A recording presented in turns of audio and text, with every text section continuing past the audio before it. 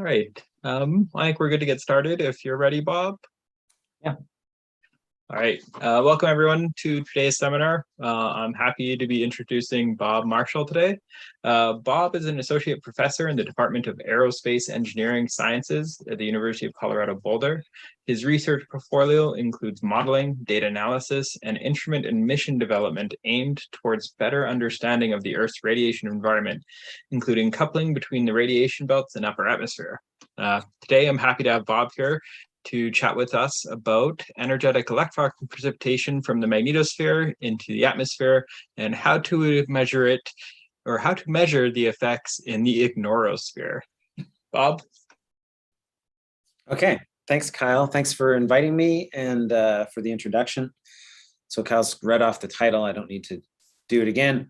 What I'm going to do in this seminar today is kind of go over Kyle had asked me to sort of present based on the book chapter that was written a couple of years ago now on effects of precipitation in the Earth's atmosphere.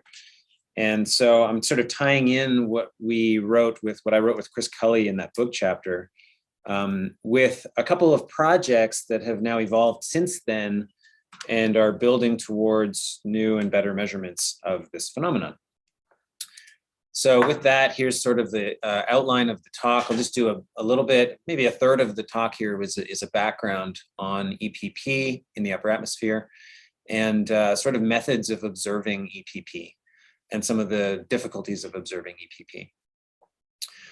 Then I will talk about observations related to the APEX mission using X-rays. And then finally, observations from below, where we're developing an array of VLF receivers to try to do large-scale imaging of EPP from below. So I hope that most of you know everything on this slide. There's not a lot on this slide.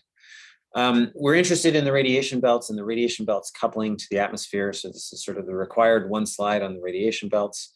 These are regions of high energy electrons and protons, which can be damaging to spacecraft, causing base spacecraft charging, total dose effects, single event effects, etc. We are, for this talk, I'm going to be mainly interested in the coupling from the outer radiation belt, which is primarily electrons. And we're mostly interested in the higher energies, hundreds of keV, all the way up to the nearly 10 MeV that were observed on Van Allen probes. So the radiation belts are not static. They are constantly waxing and waning. And Van Allen probes gave us a really great view and insight into how or the fact that this occurs, not necessarily how it occurs. And lots of great folks have been doing great research to help understand why the radiation belts are enhanced by a factor of 100 during storms and then slowly decrease back to some nominal ambient flux over the course of days to weeks. So that process of enhancement, I'm not going to talk too much about in this seminar. I've got the diagram on the bottom left from Allison Janes, which kind of tries to characterize this acceleration process. But largely through VLF waves, the fluxes of radiation belt particles are enhanced, as I said, by orders of magnitude. And this example plot from Drew Turner on the right shows how over the course of 4 years, we see these regular increases in flux and then decrease over the course of some number of days. And my own little rule of thumb in my mind, if you try to count all of the events over this time period, it seems to me it's sort of an average of kind of around once a month that we get enhancements and depletions. So the decay phase is what I'm largely interested in this research. And in particular, how the particles are lost over that course of days or weeks, largely into the atmosphere.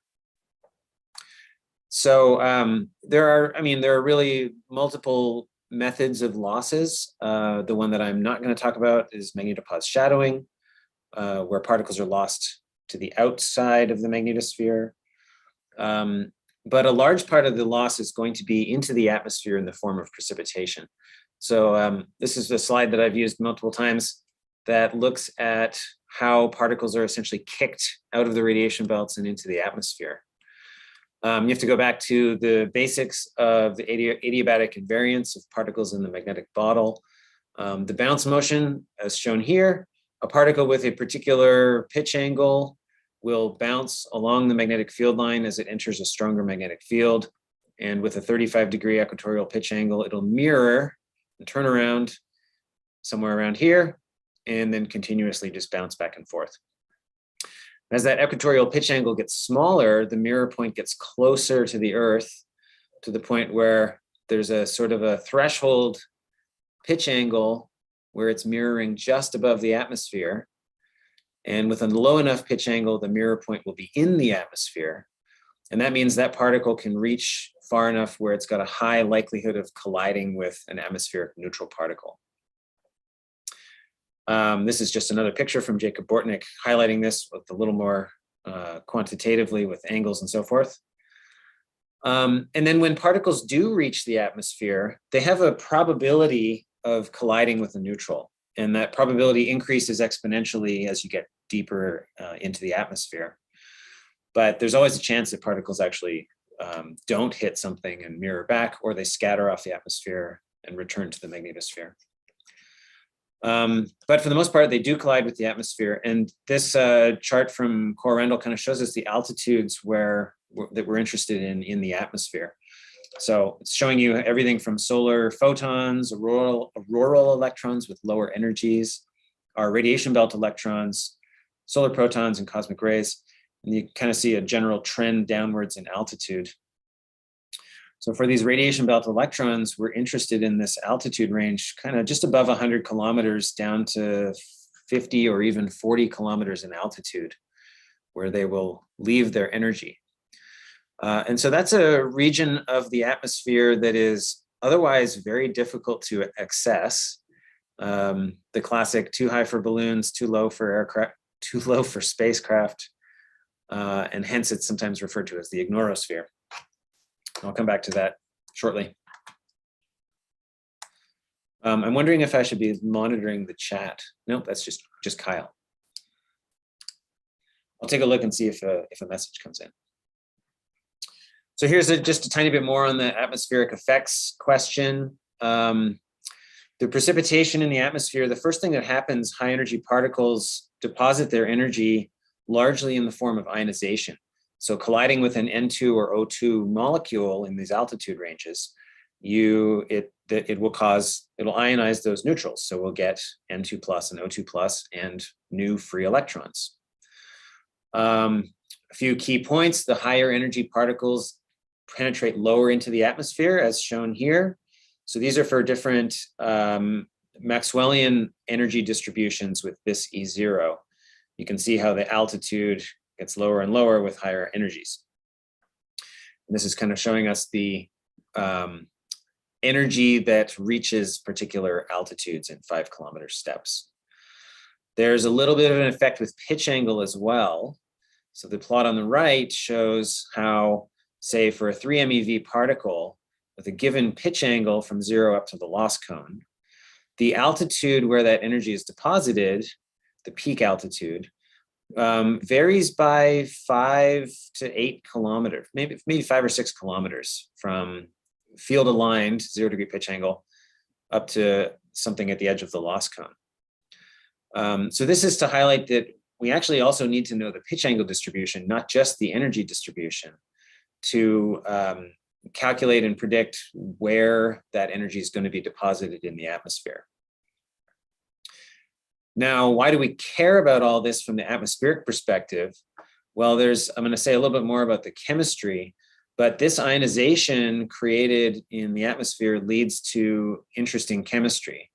In particular, it leads to enhancement of NOx and HOX, that's odd nitrogen, odd hydrogen. So NOx is things like NO, NO2, NO3, HO, HO2, HO3, etc. And enhancements of NOx can also then go on to destroy ozone. This should actually say O3.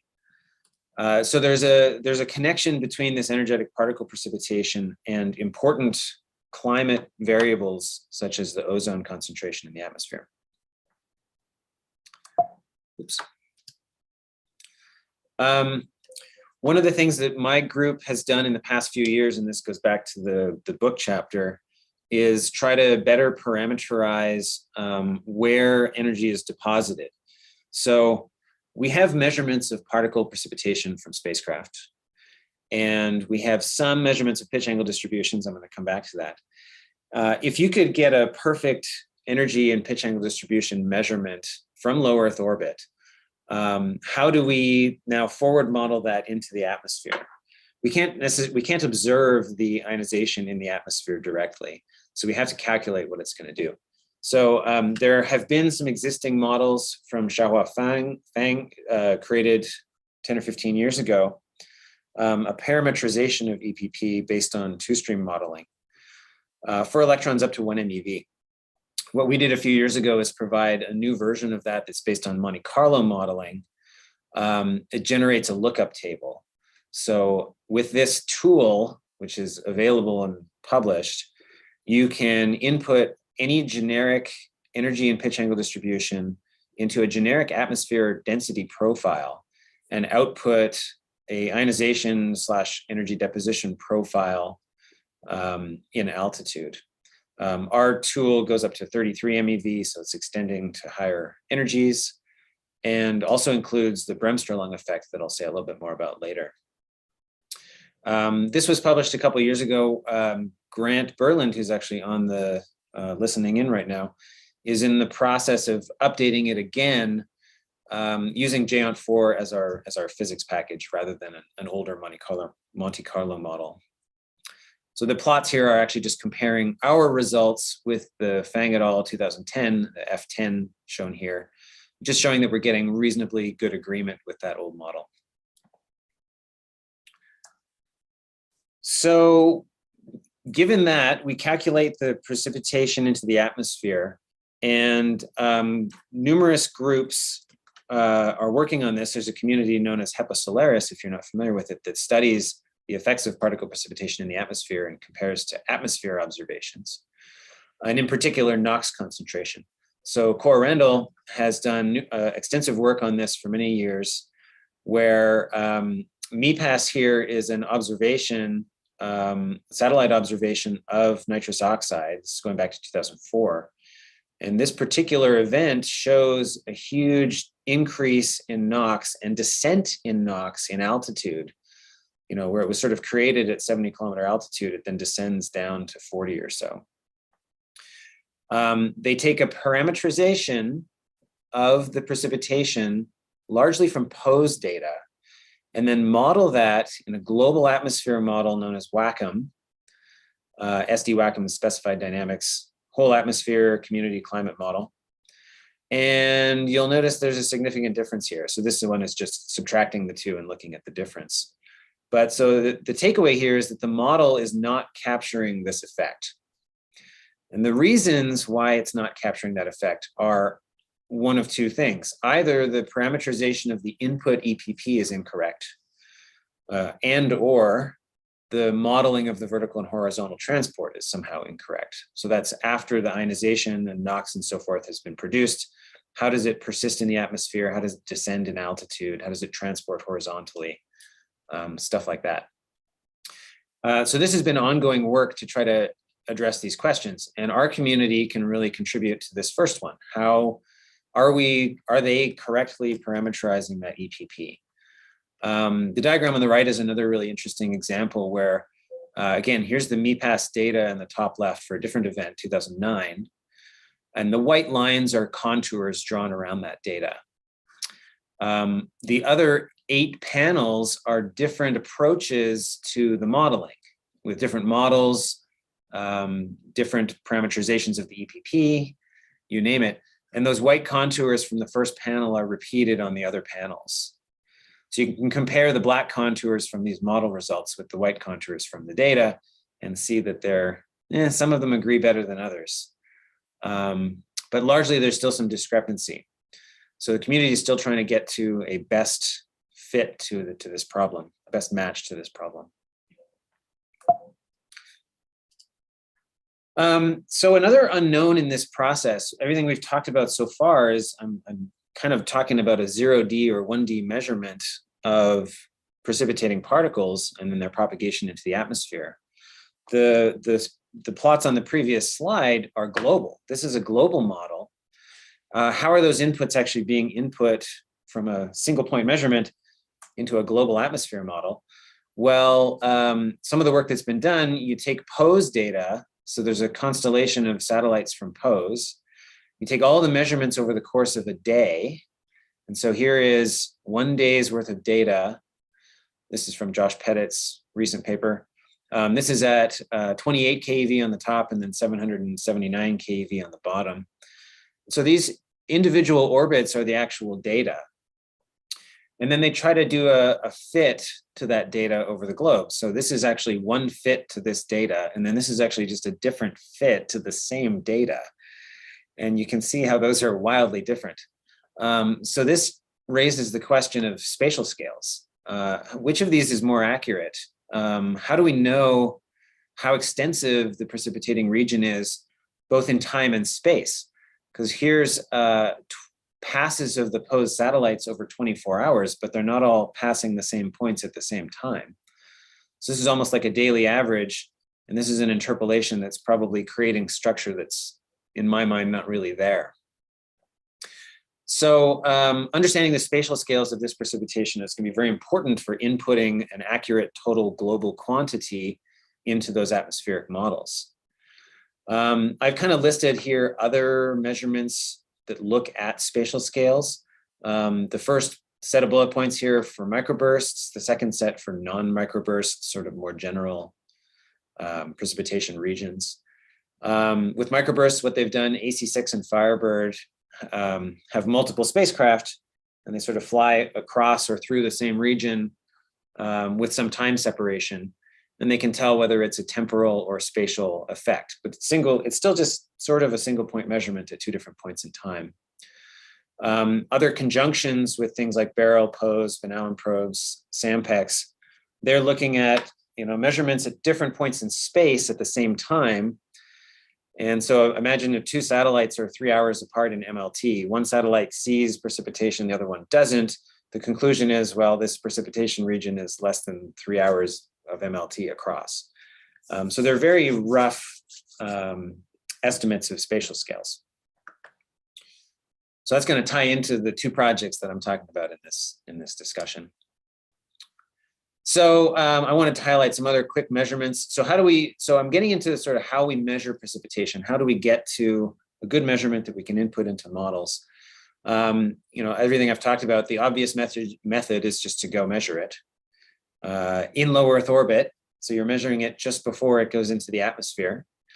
So numerous missions have done this, SAMPEX, Demeter, a bunch of CubeSats in recent years, a couple of upcoming CubeSats. On the right here is data from ELFIN, which I particularly love because ELFIN is spinning with a very fast spin rate. And so it's measuring a full pitch angle distribution by spinning with its particle detector field of view. So the plots here, I'm always forgetting which is which, but if I think the 5th and 6th color plots down are the full pitch angle distribution from 0 to 180 as a function of time.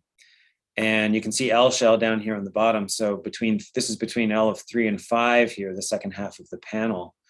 And so everything between the solid and dashed lines is trapped population.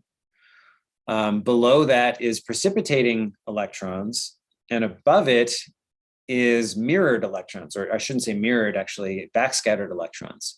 So these are in the anti-loss cone coming back from the atmosphere, which is a really neat observation and raises a lot of questions about how we model and how we understand how these particles interact with the atmosphere. So that's a really great observation. On the bottom is one of these examples from AC6 from Mike Shumko's paper where you've got alignment between the 2 satellites. They're measuring the same thing at the same time in this case. And so this is evidence that these are microbursts that the spacecraft is flying through. Second spacecraft is seeing it at the same time. If they did a time shift on the bottom panels and the time shift does not show good alignment, and that would be evidence, if the time shift did show good alignment, it would be evidence of a spatial structure that the second satellite just flies through later. Sometimes they do get that though. So there are both temporal and spatial structures measured. So these are counterexamples to highlight the two drawbacks that I've listed here for direct measurements of precipitation, which is that typically you can't really image, you can't really get good estimates of spatial scales. And you have this spatial temporal ambiguity with single point measurements. And then apart from ELFIN, there really aren't any other measurements with pitch angle distribution. And I mentioned earlier that we need that to understand how much of the particle distribution reaches the atmosphere and also what altitudes it gets to. So I asked the question then, instead of measuring particles directly, can we find a way to measure the effects in the D region directly? Observe what's happening after precipitation as opposed to before. So how can we do this? I mentioned this stuff before. I'm talking about the Magnetosphere again, just because I thought I would put it in the title. Satellites can make those in situ observations at high altitudes. Balloons can observe generally up to about 40 to 45 kilometers. High altitude aircraft don't get even that high. So there's this region of the upper atmosphere and ionosphere that's relatively inaccessible. Rockets can fly through this region. I was involved with a rocket experiment a year or so ago, but as you can imagine, that's a roughly 7-minute measurement at one point in space. So it's not giving us a good global picture. So remote sensing techniques. Optical is one way to observe the ionosphere, and many folks do this. Unfortunately, to do optical remote sensing of the ionosphere, you need it to emit. So there are emissions down to about 85 kilometers, OH emissions, atomic oxygen emissions, and then all the way up into the ENF region as well. And so that's a common method of ionospheric observation, of course. But below 85 kilometers, there's not much emission. The ionosphere is simply too tenuous and collisions are too high, and so your typical oxygen emissions get quenched. Radar is great for observing the ionosphere from the ground above about 75 kilometers. Again, radar works when there's electron density to scatter off of. In the D region, especially below 75, 80 kilometers, the density is simply too low and radars don't see a whole lot. So other methods for remote sensing are VLF and X-rays, and that's what I'm going to be talking about here going forward. So years ago, I put together this chart where I was attempting to take a picture of everything we can do to study this phenomenon. The idea with this chart, without wasting too much of your time, is you've got the precipitation into the atmosphere, its flux, its energy spectrum. We can calculate how that produces ionization, how it produces X-rays and gamma rays, backscattered electrons. Calculate from the ionization, the chemistry, the electron density changes, optical emissions. And then this third row is kind of those observables. Ways that we can observe all these phenomena. And then if we could, we'd take all of those observations and input them into the magic box, the inversion model, to estimate the precipitation that went in. And on the right is a cartoon picture of all those observations.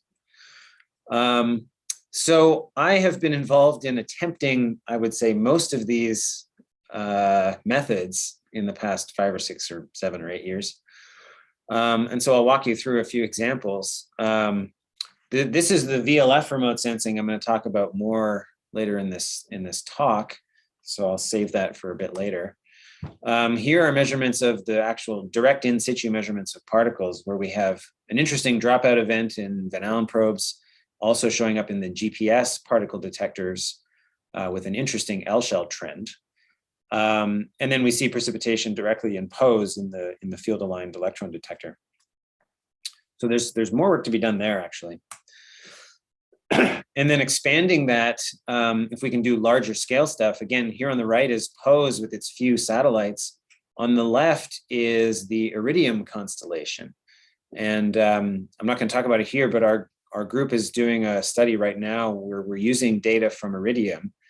It's an instrument experiment called REACH that they simply have dosimeters, but there's so many of them that you get very, very good spatial and temporal resolution. Here's some radar observations. So Pfizer is a radar up in Alaska. And like I said, it doesn't see much below 75 or 80 kilometers. This was a big precipitation event observed in Pfizer, but going down to 90 kilometers, we're basically talking about less than 100 keV electrons. And then we modeled it to try to reproduce some of that. And it doesn't agree great, but there are some examples with better agreement. I didn't talk there about optical and balloon and stuff like that, but some of that will be coming up here in a little bit.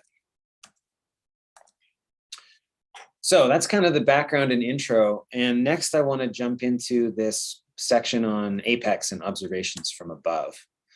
So the basic principle here is that we have electrons precipitating into the atmosphere. They collide with these neutrals, and among the processes that they have, they produce X-rays. And here's our cartoon of our CubeSat looking down and measuring those X-rays. So very quickly, Bremsstrahlung is the process of interest here. A high energy electron gets through the outer electron shells of an atom, gets close to the nucleus, is accelerated by the nucleus, and the conservation of energy and momentum produces a photon in X-ray energies. These are the same photons that are produced in medical X-ray systems. The idea there is they use an electron beam on like a tungsten target, and that creates Bremsstrahlung radiation used for X-ray imaging. Shown here is the quadruply differential cross-section for Bremsstrahlung. I just love this because it's a ridiculous equation, but it has some really interesting features you can pull out of it. The cross-section is proportional to Z squared, the atomic number of the material. So it's much more efficient in high Z materials like tungsten. It depends on the photon frequency, the initial electron energy, initial and final electron energy and momentum. And there's a bunch of angles involved. So when you actually go and plot this cross-section, you get dependencies on the incident electron and final electron angles, as well as energy and momentum. And you can learn a lot from all of that material. For example, if I just plot some of this, you can get a cross-section as a function of the photon energy and electron energy. And this tells us that photons are much more preferentially created at lower energies, from 1 keV all the way up to 3 MeV. Obviously, you can't produce a 1 MeV photon with less than a 1 MeV electron, so the cross-sections rise up from that minimum energy. The angular distribution is really interesting. Basically, you get kind of this peanut shape for the low energy electrons. And as you get to higher energies, it gets very, very forward beamed. So this is way off the plot here. So calculating the sort of full width half max of that radiation main lobe, you can see how, as we get up into the hundreds of keV and MeV electrons, it's a fairly narrow forward beam of photons. So that means if electrons are precipitating in the atmosphere downwards, they will tend to create photons also going downwards. And that affects our ability to measure them back in space. So that's my one slide on Bremsstrahlung. Bremsstrahlung has been observed with EPP. If you're not aware of this, this is the Beryl mission led by Robin Millen. And there's a really nice example here published by Lauren Blum of X-rays observed on one of the Beryl balloons. 1C is the label for the balloon, all the way up and above 500 keV. So this is measuring from 100-ish keV up to well over 500. And at the same time goes 13 observations of emic waves. So there's a direct connection here between emic waves driving electron precipitation and then showing up as X-rays emitted by the atmosphere. So in this case, the X-rays are emitted in the 50, 60 kilometer altitude region, somewhere up there. And then they propagate further down to the balloon that in this case is maybe at 40 kilometer altitude. So if we actually look at the effects of ionization in the atmosphere with Bremsstrahlung, this normal peak here is where energy is deposited due to the primary electrons. There's a second peak due to the propagation of photons further down into the atmosphere. So not only are they creating a signature you can measure, they're actually enhancing ionization at those lower altitudes as well. Okay, so that leads us into apex. Barrel is awesome. Of course, it can, a balloon kind of roughly sticks to one place unless it's drifting all the way around Antarctica. What we wanted to do with this mission is cover the entire globe. So I've kind of got bullet points here highlighting, again, some stuff I've talked about before with some drawbacks. The goal with apex is simply to measure the Bremsstrahlung lung X-rays, but not the ones going downwards, which I've drawn as being very small, but the X-rays going upwards, which are bigger, and therefore will actually reach the spacecraft back at 500 kilometers. Of course, they'll propagate out into space beyond that as well. If we can measure, the idea is that if we can measure these fluxes and energy spectrum of the photons accurately, then maybe we can actually do an inversion and infer the flux and spectrum of the precipitating electrons that produce those photons, if we have a reliable and really good model of that, the process of the X-ray production and propagation. So that inversion is complicated and underdetermined. I'll say a little bit more about that. We improve it by directly measuring the electron spectrum with a particle detector on the back of the spacecraft. And that helps us to get a better estimate. So really quickly, Wei Zhu was working with me and published some work on this inversion process before we even started APEX, where we sort of simulate from a precipitating distribution, an exponential distribution with this flux and this E0, we simulate the X-ray distribution that would be measured by our instrument. We then, sorry, that's this one. We simulate it here. We've put that into our instrument. This is what the instrument will actually now measure with its energy bins. And then we have an inversion procedure to estimate the precipitating electron flux, constrained by the distribution measured by our particle detector. And so these are for a bunch of different E0s. And you can see that we estimate it accurately with roughly 10 to 20% uncertainty. We can then take that and forward model it into the atmosphere to look at the ionization response. And again, we're getting roughly 20% uncertainty on the atmospheric ionization produced. So this was done to sort of show that our inversion procedure can give us a good estimate. We can accurately forecast what's going to happen in the atmosphere. So briefly on the mission design, APEX is going to be in a low Earth orbit mission, high inclination, to make sure we get up to these high latitudes and cover all the L shells of interest. We set it up so that between plus or minus 40 degrees, where we don't really have much science, we will be sun pointing to charge the batteries and save power. The instrument's a bit power hungry.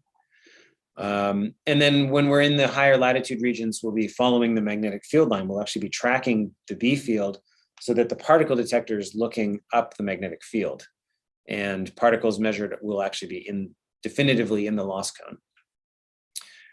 This is on the bottom is a quick study that was done by Alex Wold, one of my students, to estimate how often do we expect to see something in our instrument. So with a minimum flux of 10 to the 5 electrons per centimeter squared per second per steradian, over the course of a year of POSE data, this is how often that flux exceeds that value. And it just happens to correlate with DST really well, no surprise. And then we do that for each year, and you'll see that we have anywhere from 20 to almost 100 events per year. The APEX spacecraft, or sorry, not a spacecraft yet, the payload. The two instruments on this are a particle detector with two particle detectors. And this is AFIRE, which is a almost built to print copy of the Firebird particle detector instrument. So this was built by Harlan Spence and his team at UNH. And then AXIS is a new instrument that we've developed at CU, which is our X-ray imaging spectrometer. So it's the atmospheric X-ray imaging spectrometer is the acronym. And I'll say a tiny bit more about these. So AFIRE, like I said, is a copy of the FIRE instrument on Firebird. It'll measure a little bit under 200, maybe 150 keV to almost 1 MeV We actually have 12 energy bins. I forgot to update that. And a time resolution of 1 hertz. So it's not going to be doing microbursts like it did on Firebird. And so we slowed it down to a 1 hertz cadence so we can observe constantly, continuously. Same 2 detectors. One of them is collimated in the loss cone. The other one is omnidirectional. And it's a little more than half a U volume. And then Axis, again, is this novel X-ray instrument. We use actually off-the-shelf X-ray detectors from a company called Redlen. And these are 16 by 16 pixel detectors, sensitive to photons of 50 to 300 keV. Chris Cully at University of Calgary flew these on a balloon experiment some years ago, with successful operation. And they've flown on a couple of CubeSats doing cosmic X-ray background observations. And then we designed a coated aperture window to do imaging with these detectors. I'll say a little bit more about that later, I think. To shield the detectors and everything from the actual precipitating electrons, the signal that we want to see is corrupted by the electrons that are producing that signal. We have a pretty beefy graded Z shielding to suppress the background. And so it's got a layer of HDPE, a layer of tungsten. It's a tungsten polymer. It's got plastic in it, a layer of tin, and then tungsten collimators between each of the detectors. So here's some pieces, and then here's kind of the full instrument, at least the top of the instrument assembled. There's a plastic outer layer on top of the coated apertures.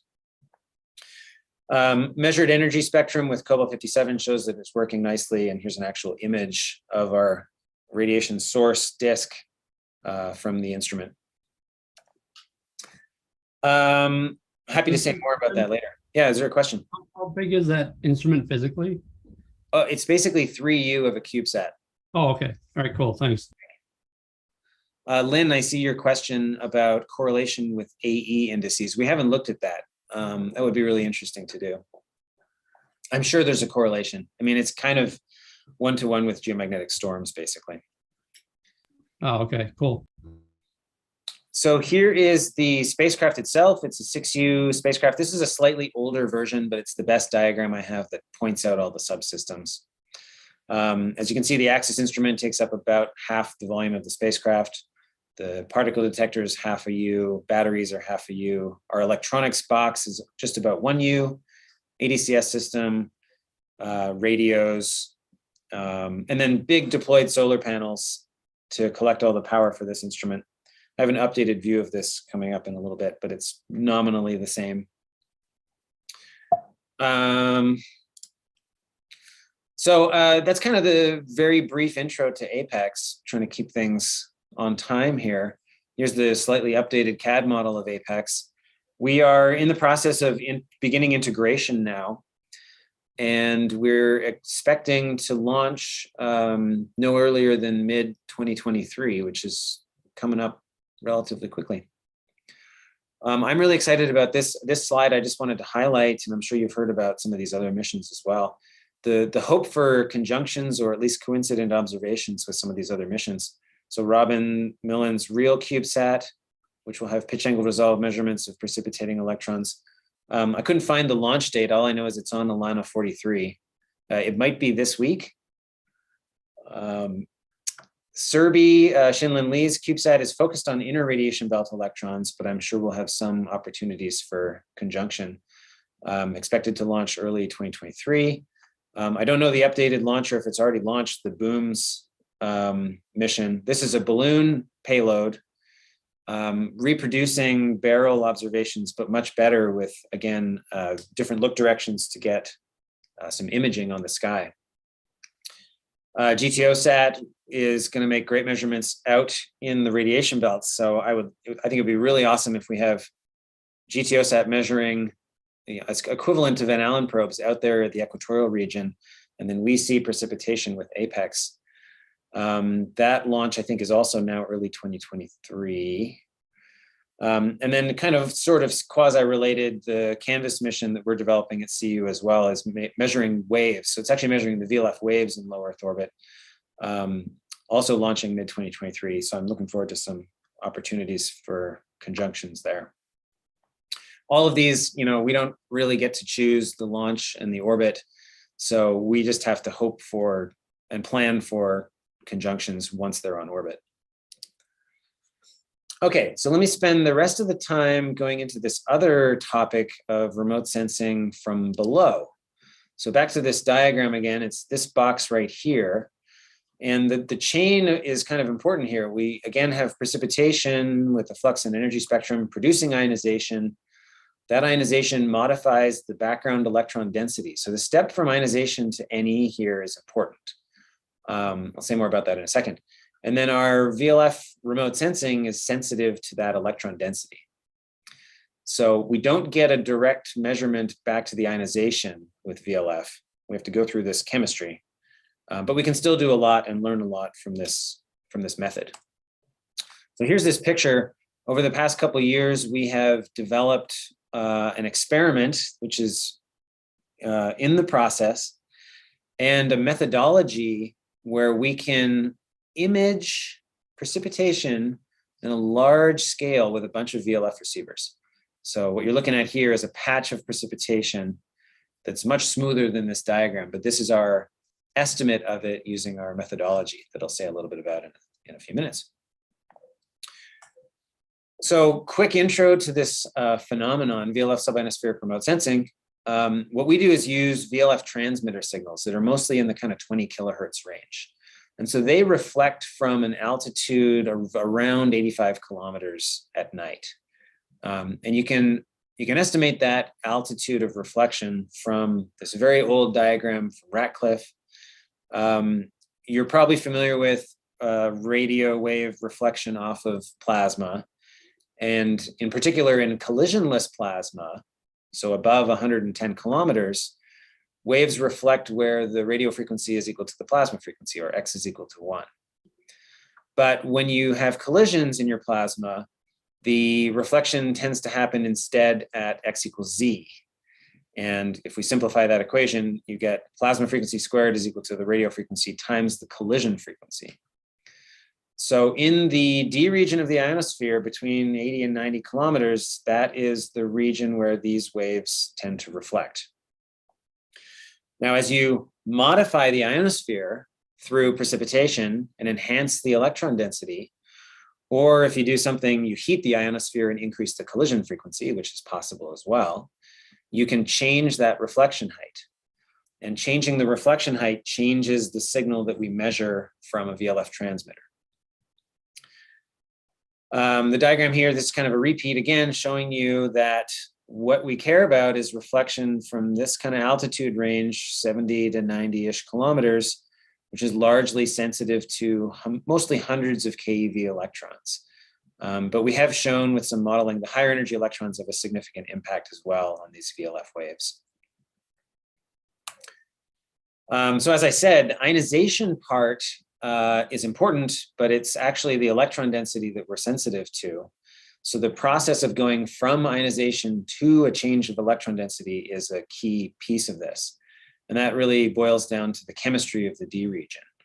This set of equations, is a simplified 5-species D region chemistry, where you have dNe dt, the change of electron density, and Q is ionization that we input into it. And then you also have equations for negative light ions, negative heavy ions, positive light positive ions, heavy positive ions, and a bunch of coefficients relating how electrons in these ions interact with each other through recombination, dissociative recombination, all those types of processes.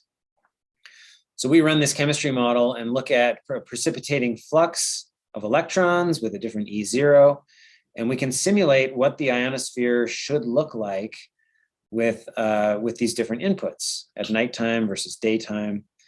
And so the challenge is, if you take a look at these plots, they're all kind of close to each other despite the different E0. Trying to estimate that precipitating flux from this electron density profile is pretty challenging. And that's to say nothing that actually estimating this electron density profile from our VLF observations is also extremely challenging. So this is a tough problem. but we're going to do it.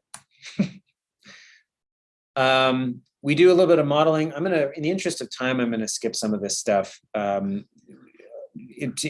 very short, we want to see how how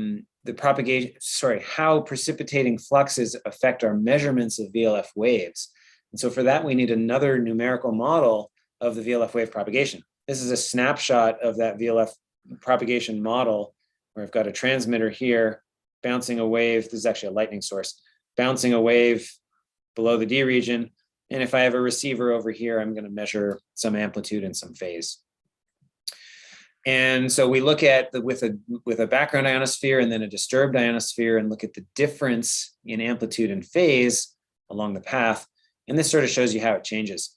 So we're seeing this, the simulations here are showing amplitude changes of a few dB up to tens of dB in certain locations, and phase changes of tens of degrees. And those are very observable. We can easily measure 0.1 dB and 1 degree phase changes with these transmitter signals, just to show you that it's all very doable. I think I have an example of that right here. This is kind of showing some examples. Craig Roger and Mark Clover lead a network called Aardvark in the Northern Hemisphere. I call this an ad hoc network because the receivers are all just run by local hosts. It's not centralized. But so for interesting events, they can collect data from a bunch of sites and see how the amplitude and phase at these different receivers change during that event. I don't know that they've done a lot to try to do inversion and say, well, this perturbation of this many dB corresponds to this flux over this spatial region. Here's an example from data at Poker Flat. This is actually an auroral event, hence the image here. And the blue and black traces are quiet days before and after this event. And then the red is that day where there was the aurora. And so you can see how the amplitude of our VLF signal, we're monitoring a transmitter in Hawaii and measuring it in Alaska. It just goes all over the place as the auroral flux is just dumping in. So this also highlights some of the challenge. And trying to turn this red trace again into an estimate of the precipitating flux is very complicated. There's been some previous work on this back at Stanford from before I was there, and then also while I was there. The group created this array of receivers called the HALE array, holographic array for ionosphere and lightning. Here's the set of receivers and then the transmitters that they're monitoring. And then up here on the right is an example where if you have a patch of precipitation, this is actually lightning-induced precipitation, in this region, it perturbs the dashed paths, but not the solid paths. And we see that in the data. And so by looking at those paths that were perturbed, you could estimate the size of that precipitation region. It was a simple but valuable method of quasi-imaging this precipitation. So this project is extending that idea to something on a more large scale. The goal is to image over what I say it was a mesoscale region of the ionosphere. It's not local and it's not global. And in L shells between sort of 3 and 7. So we're covering radiation belt regions. So the blue dots here are 3 VLF transmitters in Seattle, North Dakota, and Maine. And then we set up our array of receivers to create this overlapping network of paths. And we're sort of doing like a tomography problem by measuring those amplitudes and phases, getting data, and then trying to do an inversion to look at the precipitating regions. One of the problems we had initially is that there's not too many populated areas. These are very, very small towns up in northern Canada. Fortunately, colleagues in Alberta and elsewhere have come through and really helped us out. And there's a network of Geophysical Observatory Canada sites that we're going to be able to piggyback off of. We build our own receivers. They're based on something called the Awesome receiver, developed by Morris Cohen back when he was at Stanford. The receivers have 2 magnetic loop antennas. They cover up to 50 kilohertz. Timing is, samples are timed with GPS. We have code that extracts the narrowband amplitude and phase and demodulates the phase signal. Our group in CU have gone through some extensive design improvements over the past year for this receiver to make it a little bit more robust. And we're finishing that up, building receivers now and expecting to deploy them before it starts to get really cold up there. So soon. I'll say just a couple of things about the inversion method. So a former student of mine that graduated last year named Forrest Gazdia created this methodology for collecting all the data and inferring the ionosphere. Using a method called ensemble common filtering. This is a method that statistically does it's a statistical estimation method that runs an ensemble of simulations and starts to refine the parameters that we're trying to estimate until they converge towards an answer. So in these plots here, these are sort of the reflection height H prime in 3 different grid cells of our simulation. And the dashed line is the truth. So we start with an ensemble that has a wide variety, and you run this through a forward model and iteratively start to reduce the errors in the simulated measurements. And the ensemble starts to converge kind of close to the truth. Doesn't quite get there in this case. This is a really nice method because hopefully it converges, but there's also some variation by the end of the simulation. And that variation is a sort of a measure of your uncertainty.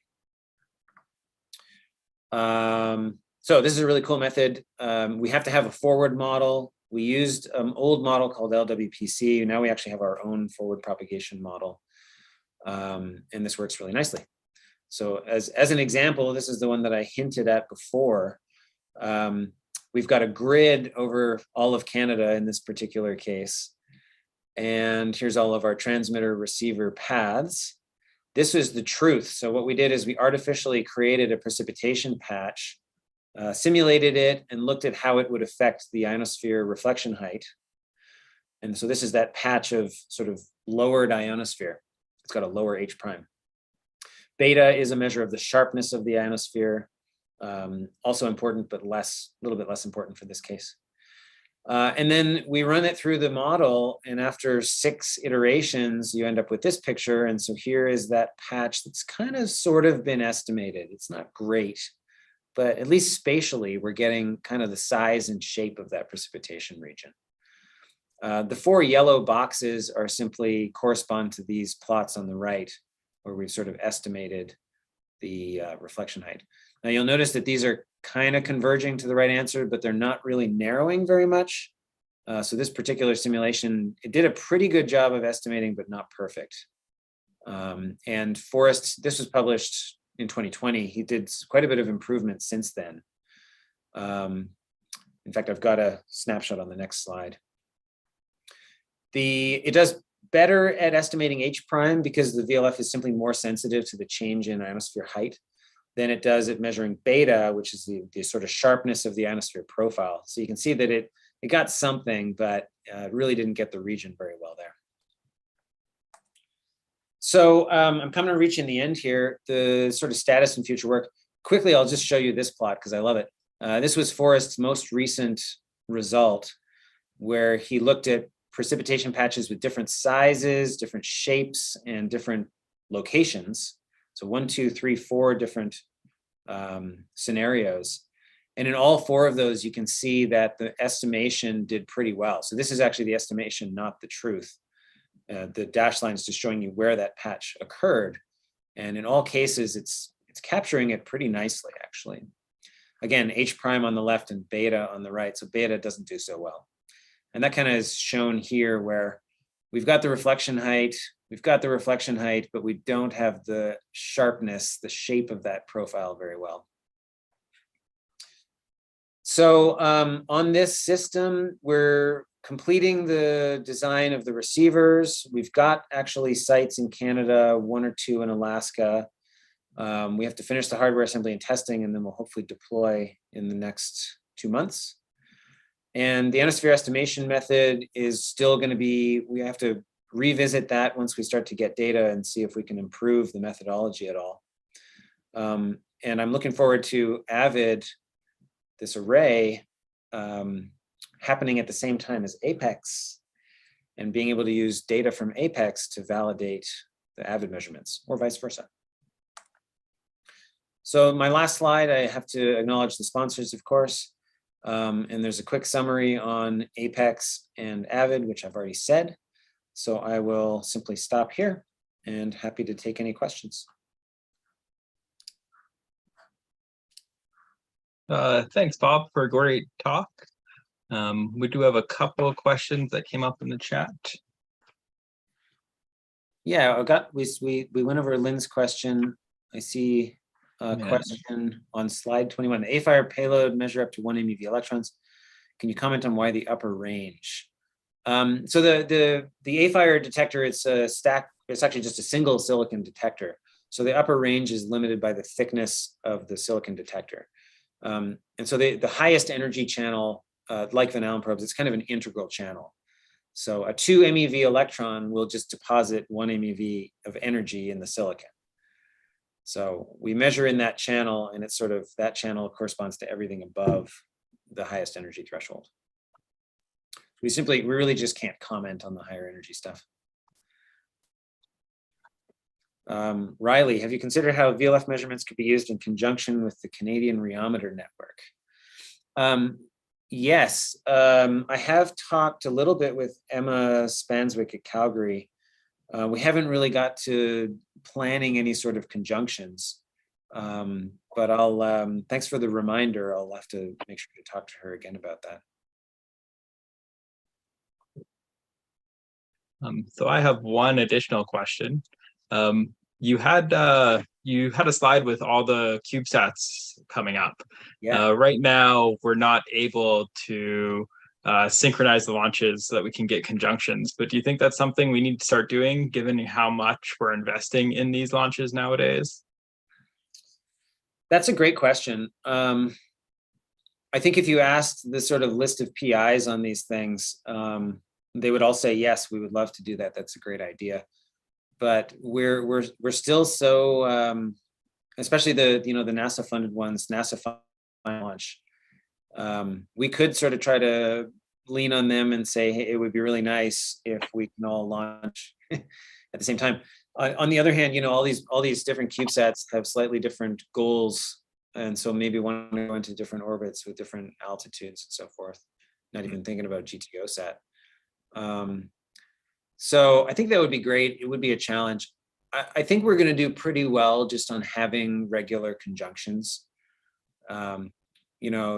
Firebird and Beryl, Firebird and DSX, Van Allen probes, they've managed to find numerous conjunctions with all of these different missions that weren't expected or planned, right? Mm-hmm. So, yeah, okay. I don't know. It's a really interesting thought for the future. Yeah, cool. And I guess one more question came in from the chat. Two more. Oh, two more. Yeah. Ollie. How do you plan to distinguish greater than 10 MeV electrons that would deposit less than 1 MeV in the silicon detector and contaminate the lower energy channels?